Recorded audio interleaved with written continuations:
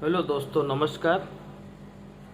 Modern history के लिए कुछ क्वेश्चन लाए हुए हैं। क्वेश्चन क्या है, वो नोट्स हैं मेरे बनाए हुए, हैंड रिटन नोट्स हैं, और ये सभी एग्जाम के लिए इम्पोर्टेंट है। वो यूपीएससी हो, यूपीपीएससी हो, यूपीपीसीएल हो या यूपी पेट हो। एक्चुअली में कुछ फैक्ट ऐसे होते हैं जो कहीं भी आ सकते हैं। तो मैंने मॉडर्न हिस्ट्री पे कुछ फैक्ट पे ही वर्क किया हुआ है, और इसको देखना, ये फैक्ट हर जगह आएंगे, और इसको पढ़ने के बाद में आपको कुछ और पढ़ने की आवश्यकता नहीं। वनडे एग्जाम के लिए मॉडर्न हिस्ट्री से संबंधित कुछ अलग पढ़ने की आवश्यकता नहीं है। अगर मॉडर्न हिस्ट्री से संबंधित पढ़ना है तो सिर्फ आप इतना ही पढ़ लीजिए जितना मैं बना के आपको दे रहा हूं। इसके अलावा कुछ भी नहीं पढ़ना है। तो शुरू करें।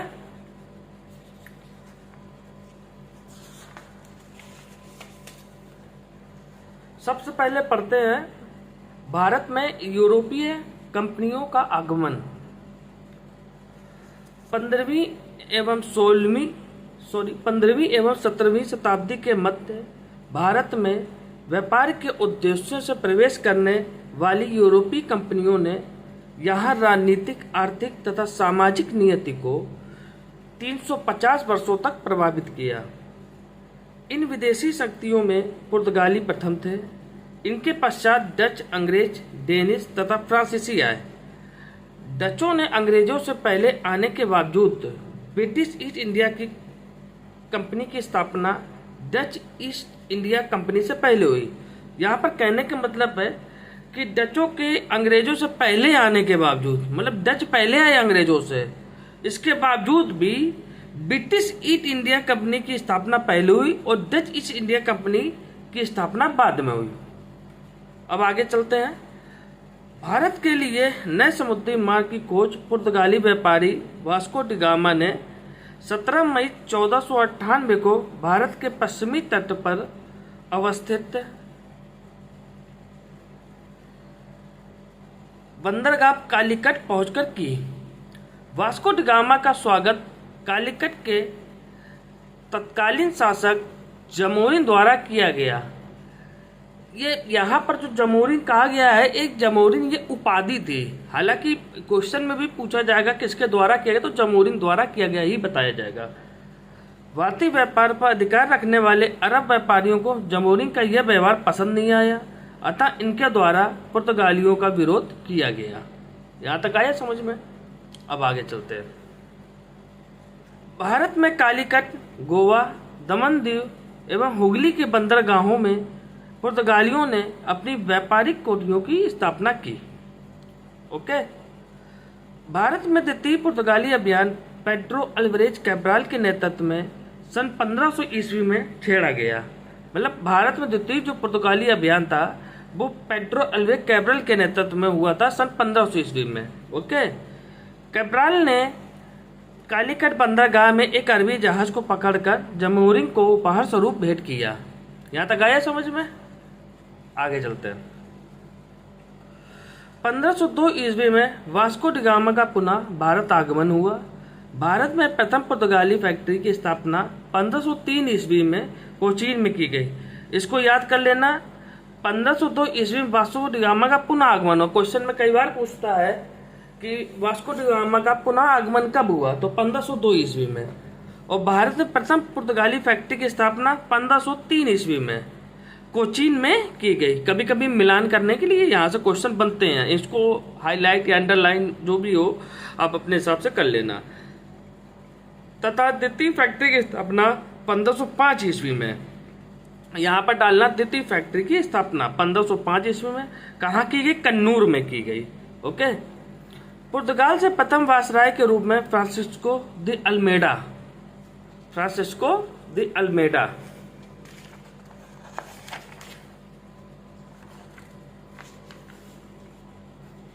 का भारत आगमन 1505 ईस्वी में हुआ।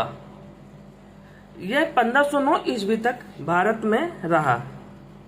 इसे पुर्तगाली सरकार की ओर से यह निर्देश दिया गया था कि यह भारत में ऐसे दुर्गों का निर्माण करे जिनका उद्देश्य सुरक्षा होकर हिंद महासागर के व्यापार पर पुर्तगाली नियंत्रण स्थापित करना भी हो। उसके द्वारा अपनाई गई यह नीति नीली या शांत जल की नीति कहलाई। कई बार क्वेश्चन पूछ देता है नीले शांत जल की नीति और आगे डैश दे देगा किसके द्वारा की गई, है ना।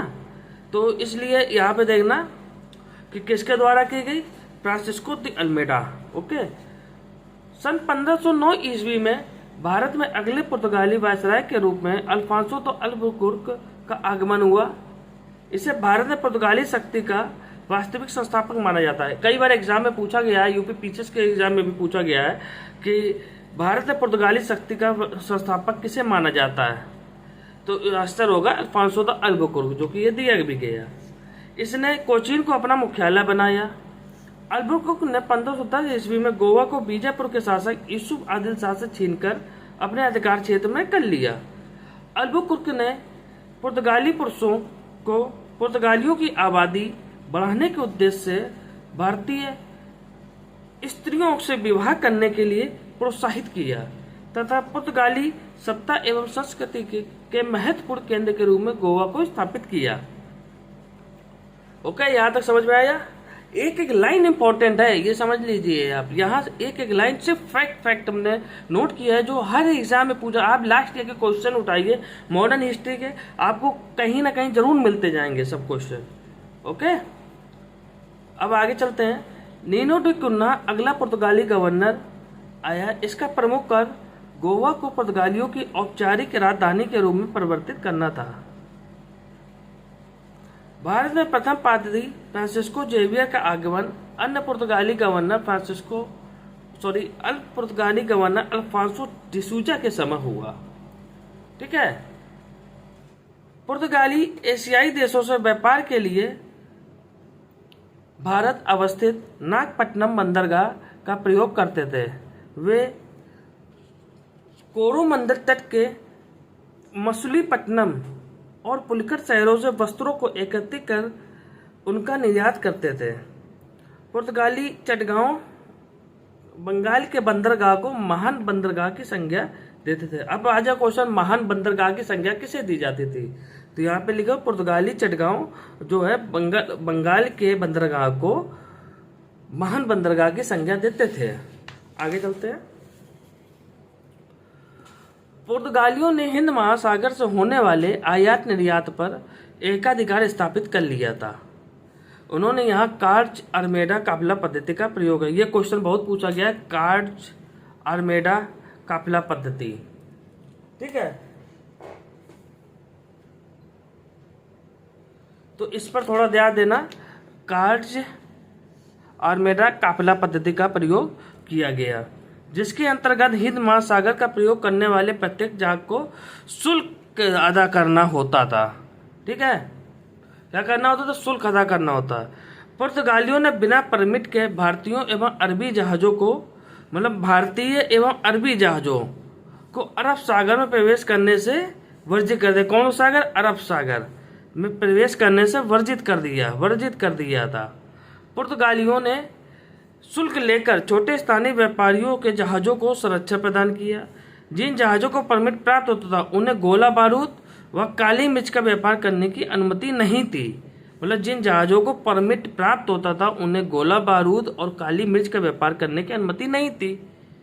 मुगल सम्राट अकबर को भी पुर्तगालियों से कार्च परमिट लेना पड़ा था। अब क्वेश्चन आ जाए, मुगल सम्राट अकबर को भी पुर्तगालियों से कार्च परमिट लेना। अब यहाँ पे आ जाए, इसमें से कौन से मुगल सम्राट को? तो यहाँ पे अकबर है। पुर्तगालियों से इसको भी अकबर को लेना पड़ा था। कौन से? कार्च या परमिट लेना पड़ा था। ठीक है, आगे चलते हैं। भारत में तंबाकू की खेती, जहाज निर्माण तथा प्रिंटिंग प्रेस की शुरुआत पुर्तगालियों के आगमन के पश्चात हुई। अब यहाँ पे ये क्वेश्चन यहाँ से बनता है, भारत में तंबाकू की खेती, जहाज निर्माण तथा प्रिंटिंग प्रेस की शुरुआत पुर्तगालियों के आगमन के पश्चात हुई। किसके आगमन के पश्चात हुई? पुर्तगालियों के समय में हुई थी। ये पुर्तगालियों की देन है, तंबाकू खेती, जहाज निर्माण और प्रिंटिंग प्रेस। ओके, पुर्तगालियों ने ही 1556 ईस्वी में गोवा में प्रथम प्रिंटिंग प्रेस की स्थापना की। यहाँ पे भी क्वेश्चन बनता है कि प्रथम प्रिंटिंग प्रेस की स्थापना किसने की? पुर्तगालियों ने की। कब की? 1556 ईस्वी में। भारत में प्रथम गोथिक स्थापत्य कला पुर्तगालियों की ही देन है। ओके, मतलब भारत में प्रथम गोथिक स्थापत्य कला पुर्तगालियों की ही देन है, ये भी नोट करना। अब आगे आते हैं, भारत में डचों का आगमन, यहाँ पढ़ते हैं। पुर्तगालियों के पश्चात डच भारत आए। डचों की नीयत दक्षिण पूर्व एशिया के मसाला बाजारों में सीधा प्रवेश कर नियंत्रण स्थापित करने की थी। 1596 ईस्वी में कार्नेलिस डी हाउटमैन भारत आने वाला प्रथम डच नागरिक था। प्रथम डच नागरिक कौन था? 1596 ईस्वी में कार्नेलिस डी हाउटमैन था। डचों ने 1602 ईस्वी में एक विशाल व्यापारिक कंपनी की स्थापना United East India Company of Netherland के नाम से की। इसका गठन विभिन्न व्यापारिक कंपनियों को मिलाकर किया गया था। इसका वास्तविक नाम क्या था? वेरिंग द ओस्ट इंडिया कंपनी था। ओके, ये याद रखना है, इसका वास्तविक नाम वेरिंग द ओस्ट इंडिया कंपनी था। अब आगे बढ़ते हैं, यहाँ तक समझ में आ गया? सबको अच्छे से पढ़ना, इस क्लास को एक बार नहीं बार बार देखना, मॉडर्न हिस्ट्री बिल्कुल रट जाएगी। आगे बढ़ते हैं,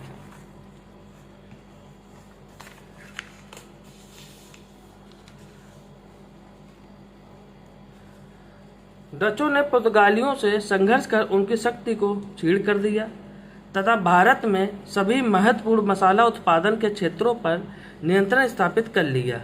डचों ने गुजरात, बंगाल, बिहार तथा उड़ीसा में अपनी व्यापारिक कोठियों की स्थापना की। भारत में प्रथम डच फैक्ट्री की स्थापना मछलीपट्टनम में सन 1605 ईस्वी में हुई।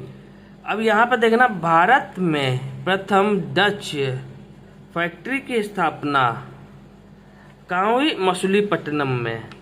जहाँ पे लिखे भारत की इस तरह से प्रथम, वहाँ पे वो इम्पोर्टेंट होता है। कब हुई? 1605 ईस्वी में। और बंगाल ने प्रथम फैक्ट्री की स्थापना पीपली में सन 1627 ईस्वी में की गई।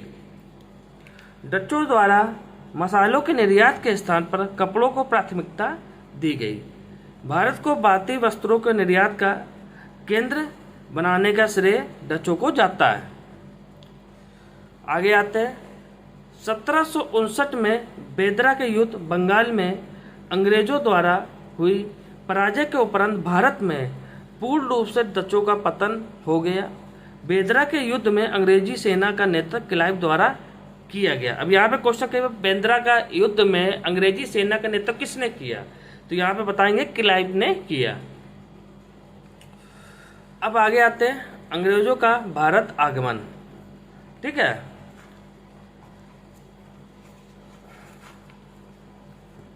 अंग्रेजों का भारत आगमन में शुरू करते हैं। 1599 ईस्वी में कुछ अंग्रेज व्यापारियों द्वारा पूर्वी देशों से व्यापार करने के उद्देश्य से governor of company and merchant of London trading to the East Indies नामक कंपनी की स्थापना हुई। मतलब कब हुई? 1599 ईस्वी में अंग्रेज व्यापारियों द्वारा पूर्वी देशों से व्यापार करने के उद्देश्य, मतलब किसके द्वारा? अंग्रेज व्यापारियों द्वारा। किस लिए हुई? पूर्वी देशों से व्यापार करने के उद्देश्य से। कौन सी कंपनी का नाम क्या? Governor of company and merchant of London trading to the East Indies, ये कंपनी है, नामक कंपनी की स्थापना हुई। हालांकि इतनी बड़ी कंपनी का नाम कभी नहीं पूछता है, समय खराब हो तो ही पूछ सकता है। इंग्लैंड की महारानी एलिजाबेथ प्रथम ने 31 दिसंबर 1600 ईस्वी को एक रॉयल चार्टर जारी कर इस कंपनी को 15 वर्ष के लिए पूर्वी देशों से व्यापार करने का एकाधिकार पत्र दे दिया। हाँ, ये जरूर इम्पोर्टेंट है कि किसने दिया? महारानी एलिजाबेथ प्रथम ने दिया। कब दिया? 31 दिसंबर 1600 ईस्वी को एक रॉयल चार्टर जारी कर दिया। कितने वर्षों के लिए? 15 वर्ष के लिए पूर्वी देशों को व्यापार करने का एकाधिकार दे दिया। क्या दिया? एकाधिकार पत्र दे दिया। ठीक है, आगे आते हैं। 1608 ईस्वी में ब्रिटेन के सम्राट जेम्स प्रथम ने भारत में व्यापारिक कोठियों को खोलने के उद्देश्य से कैप्टन हॉकिंस को अपने राजदूत के रूप में मुगल सम्राट के दरबार में भेजा। अच्छा, अब यहाँ देखो, 1608 ईस्वी में किसने? ब्रिटेन के सम्राट जेम्स ने भारत में व्यापारिक कोठियों को खोलने के उद्देश्य से। किस उद्देश्य से? व्यापारिक कोठियों को खोलने के उद्देश्य से।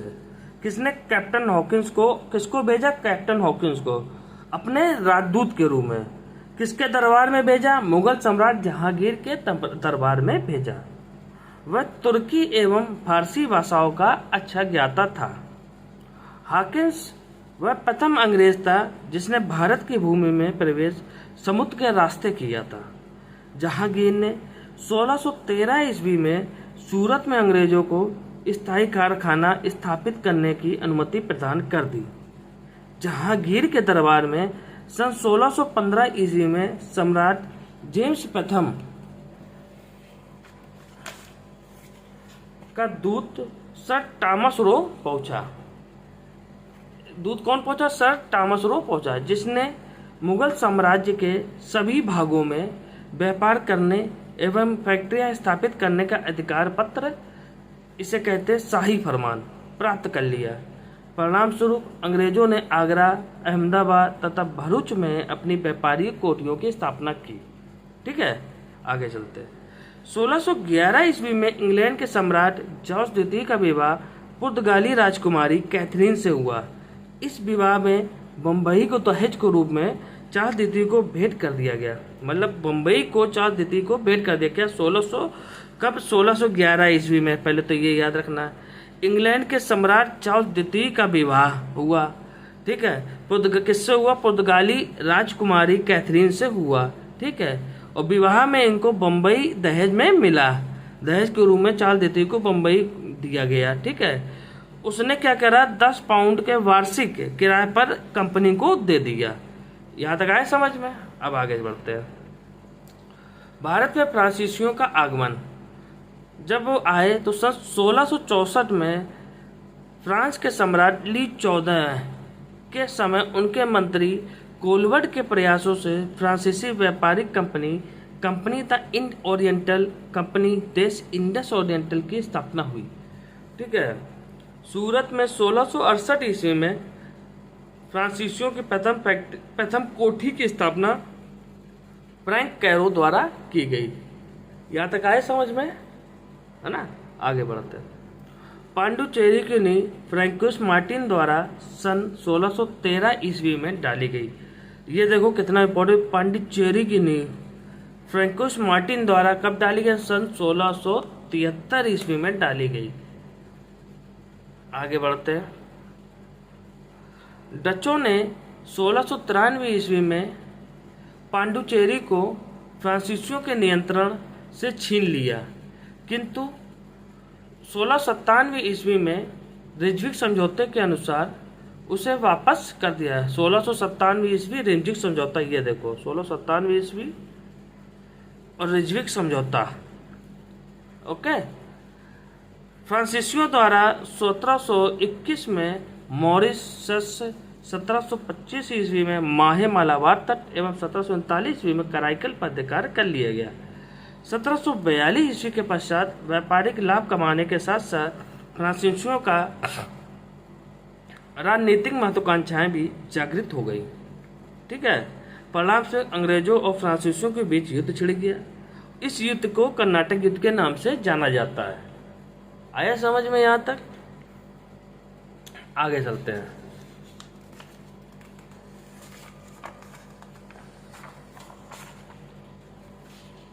देखो यार, कहानी बता सकते हैं, बहुत कुछ ऐसा बता सकते हैं जो आपको इंटरेस्टेड लगेगा कि यार बहुत इंटरेस्टिंग है ये, लेकिन क्या मतलब है समय बर्बाद करना, एक तरफ से सब पढ़ा देना, उसका कोई मतलब नहीं है। पढ़ो वो जो एग्ज़ाम में पूछा जाता हो। एक्स्ट्रा पढ़ना, अरे यार तुमको पीएचडी नहीं करनी, तुमको नौकरी लेना है, तुमको एग्ज़ाम क्वालिफाई करना है, तो तुम वो पढ़ो जो एग्ज़ाम में अक्सर पूछा जाता है। क्वेश्चन देखो 100 क्वेश्चन आते हैं, 100 में अगर आप 80 क्वेश्चन कर लोगे आपको सिलेक्शन हो जाएगा। लेकिन बात यह है 80 बिल्कुल सही होने चाहिए, आप टॉप में रहोगे। सिलेक्शन 70-75 में भी हो जाता है, मैं 80 बिल्कुल कह रहा हूँ। सबसे पहले एक कला अपने अंदर डेवलप करो, क्वेश्चन छोड़ने की कला।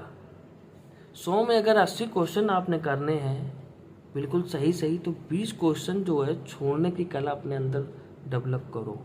जो 20 क्वेश्चन छोड़ने हैं पहले देखो कि कौन से क्वेश्चन छोड़ने हैं। ये एक कला होनी चाहिए। पढ़ने के लिए आपके पास बुक है, संसाधन सारे हैं। यूट्यूब चैनल खोलो, एक नहीं अनगिनत चैनल है, लेकिन कोई मतलब नहीं है उस चैनल का या किसी भी टीचर। सभी टीचर अच्छा पढ़ाते हैं अपने हिसाब से, लेकिन मेरा ये ओपिनियन, मेरे अपने विचार हैं कि आप वो पढ़ो जो एग्ज़ाम में अक्सर पूछा जाता है। एक्स्ट्रा पढ़ के क्या करोगे यार, समय बर्बाद करोगे। ठीक है, आगे चलते हैं। प्रथम कर्नाटक युद्ध 1746 से 48 ईस्वी में हुआ था। यह ऑस्ट्रिया के उत्तराधिकार का युद्ध था। प्रथम कर्नाटक युद्ध प्रारंभ होने का तत्कालिक कारण एक अंग्रेज अधिकारी कैप्टन बर्नर द्वारा कुछ फ्रांसीसी जहाज़ों पर कब्जा करना था। प्रथम कर्नाटक युद्ध का अंत 1748 ईस्वी में ऑस्ट्रिया के उत्तराधिकार युद्ध की समाप्ति के पश्चात हुई अक्सला सेपल की संधि से हुआ। ठीक है, मतलब यहाँ पर पता है आपको क्या याद करना है, मैं बता देता हूँ। इसमें प्रथम कर्नाटक युद्ध कब हुआ, पहले तो 1746 से 48 के बीच में हुआ। ये युद्ध ऑस्ट्रिया के उत्तराधिकार का युद्ध था, पहली लाइन ये याद करना है। ये तत्कालिक कारण एक अंग्रेज अधिकारी कैप्टन बर्नर द्वारा कुछ फ्रांसीसी जहाज पर कब्जा कर लेना इसका प्रमुख कारण था। ठीक है, ये याद कर लेना। प्रथम कर्नाटक युद्ध का अंत 1748 ईस्वी में ऑस्ट्रिया के उत्तराधिकार के युद्ध की समाप्ति के पश्चात हुई अक्सला सेपल की संधि से हुआ। मैंने जहाँ जहाँ इम्पोर्टेंट है, ये मेरे खुद के बनाए हुए नोट्स हैं, जहाँ जहाँ इम्पोर्टेंट है मैंने हाईलाइट कर रखा है। आप कुछ ना पढ़ो, सिर्फ ये क्लास सुनते रहो, इसी से बेड़ा पार हो जाएगा। 4-6 बार क्लास सुनो, रट जाएगी हिस्ट्री यार। मॉडर्न हिस्ट्री कोई बहुत बड़ी तोफ नहीं है, बड़े आराम से। और हर कोई एग्ज़ाम में पूछे जाते हैं, 5-6-7 क्वेश्चन पूछे जाते हैं मोस्टली एग्ज़ाम में। वनडे एग्ज़ाम जितने भी हैं पूछ लिए जाते हैं यार, आप खुद देख लेना। आगे बढ़ते हैं। इस संधि की शर्तों के अनुसार मद्रास अंग्रेजों को वापस कर दिया गया। अब द्वितीय कर्नाटक युद्ध 1749 से 1754 हुआ था। कर्नाटक का द्वितीय युद्ध हैदराबाद तथा कर्नाटक के विवादास्पद उत्तराधिकारियों के कारण हुआ। इस युद्ध का विस्तार से विवेचन न करते हुए यह कहना ही पर्याप्त होगा कि इस युद्ध में फ्रांस तथा फ्रांसीसी गवर्नर को अपूर्णीय क्षति हुई। और फ्रांसीसी गवर्नर कौन था? डुप्ले था। फ्रांसीसी गवर्नर डुप्ले को अपूर्णीय क्षति हुई। फ्रांसीसी सरकार ने डुप्ले को वापस बुला लिया और गोडेहू को अगला गवर्नर बनाकर भेजा। मतलब द्वितीय कर्नाटक युद्ध में डुप्ले को वापस बुला लिया और गोडेहू को अगला गवर्नर बनाकर भेजा।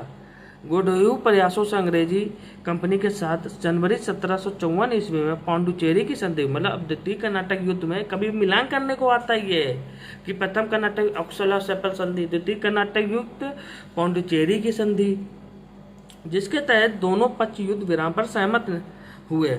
निष्कर्षतः ये कहा जा सकता है कि यह युद्ध अंग्रेजों के पक्ष में रहा। अब तृतीय कर्नाटक युद्ध चलते हैं। तृतीय कर्नाटक युद्ध जो हुआ था वो 1758 से 1763 के मध्य हुआ। ठीक है, यह युद्ध 1756 ईस्वी में ऑस्ट्रिया और पसा में शुरू हुए 7 वर्षीय युद्ध का विस्तार था। मतलब यह युद्ध जो था 1756 में ऑस्ट्रिया और प्रसा में शुरू हुए जो 7 वर्षीय युद्ध का विस्तार था। तृतीय कर्नाटक युद्ध का अंत सन 1763 ईस्वी में पेरिस संधि से हुआ। तृतीय कर्नाटक युद्ध का अंत सन 1763 ईस्वी में पेरिस की संधि से हुआ। ठीक है, पहला ये फर्स्ट यूनिट थी, समाप्त हो गई। अब सेकेंड यूनिट इसकी है अंग्रेजों का भारत विजय। तो ये नेक्स्ट क्लास में है, मैं उसमें स्टार्ट करूँगा। और 20-25 मिनट का वीडियो है, इसको देखो और चैनल को सब्सक्राइब कर दिया करो यार, लाइक किया करो, शेयर किया करो, मैं भी मोटिवेट होता हूँ इससे। ठीक है, और मैं ज़्यादा देखो ताम झाम नहीं करता हूँ, क्योंकि मुझे वो पढ़ाना है जो इम्पोर्टेंट है। कुल मिला के एक कहते नहीं है एम होना चाहिए सिलेक्शन। सिलेक्शन होना चाहिए, कैसे भी हो, बस सिलेक्शन हो। ठीक है, ओके, जय हिंद, नमस्कार।